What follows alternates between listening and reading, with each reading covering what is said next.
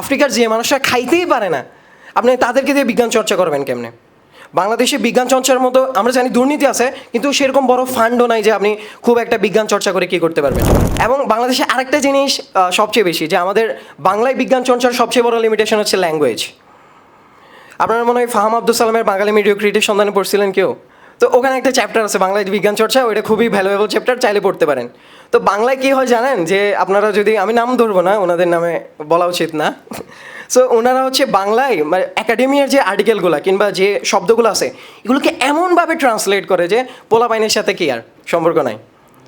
হ্যাঁ, সামনে অক্সিজেনকে অম্লজান করা হবে হয়তোবা। তো একাডেমি আমরা বাংলায় এটা খুব সচরাচর দেখতে পাই। এটা স্বাভাবিক, যে এদের ইম্পেরিয়ালিস্টরা যারা আছে, সাম্রাজ্যবাদীরা, তারাই সবসময় ল্যাঙ্গুয়েজ ডিটারমাইন করে দেবে। এটা স্বাভাবিক, এটা আপনি কখনোই ডিনাই করতে পারবেন না। মুসলমানরা যখন একটা সময় ছিল, তখন মুসলমানদের যে লিগেসি ছিল ওইটার অনুযায়ী পরিভাষা তৈরি হয়েছে। তো এখন হচ্ছে ওয়েস্ট যারা আছে, আমেরিকা যারা আছে, তারাই হচ্ছে কি ডমিনেন্ট। তো তারাই এখন হচ্ছে ল্যাঙ্গুয়েজটা সেট করে দেবে, এটা নিয়ে কোনো সমস্যা নাই। এবং এটাকে আপনি পাশ কাটিয়েও যাইতে পারবেন না। আপনি এটাকে একেবারে পাশ কাটাই যে আপনি নিজের ভাষা থেকে উৎপন্ন করবেন, সেটা আসলে বৃথা চেষ্টা। তো র্যাদার দেন আমি বলবো যে বাংলায় যদি বিজ্ঞান চর্চা যদি করতে হয়, পরিভাষাগুলোকে অ্যাডপ্ট করা দরকার।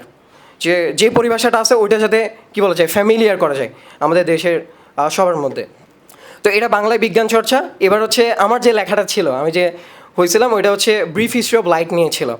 তো আমি টুকটাক হচ্ছে লাইটের যে গ্রিক থেকে শুরু করে হেলেনিজম থেকে শুরু করে, তারপর হচ্ছে কী বলা যায়, এই যে এভলিউশন মাঝখানে, তো এটা ফাইন্ড আউট করতে গিয়ে আমি নতুন একটা মেথড পাইছি। এই যে সবাই বলে যে বাঙালির আইকিউ কম, সব কিছু কম, এটা নিয়ে সবার মধ্যে একটা ধরনের জ্ঞা আছে, যদি এগুলো কনস্পাইরেসি।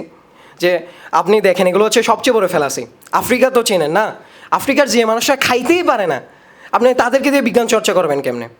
বাংলাদেশে বিজ্ঞান চর্চার মতো আমরা জানি দুর্নীতি আছে, কিন্তু সেরকম বড় ফান্ডও নাই যে আপনি খুব একটা বিজ্ঞান চর্চা করে কী করতে পারবেন, করতে পারবেন। সো ফ্লারিশ জায়গাতে আসলে যেগুলো কী বলছে, উন্নত জায়গাতে আসলে উন্নত মানুষরা তৈরি হয়, উন্নত জায়গাতে আসলে উন্নত মানুষরা তৈরি হয়, এটা ডিনাই করার মতো কিছু না। তো এই জিনিসটা বোঝার জন্য যে আমি যে এটা হচ্ছে কি বলবো, আমি এখানে অনেক বড়রা আছে, আমি বেশি কথা বলে ফেলতেছি। তবে আমার যেটা প্রপোজাল, আমি এটা লিখতে গিয়ে যেটা পাইছি, আমার একটা মেথড আছে ফর ক্রিটিক্যাল থিঙ্কিং বাড়ানোর জন্য, প্লাস হচ্ছে একটা মানে জনরার মধ্যে কী বলা যায় একাডেমিয়ার একটা শিফটমেন্টের জন্য। সেটা হচ্ছে হিস্ট্রি অ্যানালিটিক্যাল থিঙ্কিং বলে আমি, যে আপনাকে হিস্ট্রির মাধ্যমে হচ্ছে অ্যানালাইসিস করতে হবে।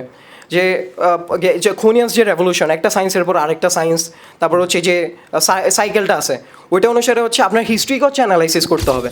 যে আচ্ছা, এই যে এক্সপেরিমেন্টগুলোর পিছনে র্যাদার দেন আপনি কোড করতেছেন, এটার পিছনে আসলে লজিকটা কী, এটা আসলে কীভাবে হয়েছে। যে কীভাবে হয়েছে বলতে, ইয়াংসের মাথায় এই প্রশ্নটা কেন খেলছে, কোন কোয়েশ্চেনটা তার মাথায় হচ্ছে এটা পুট করছে, এটা যে এইগুলো আসলে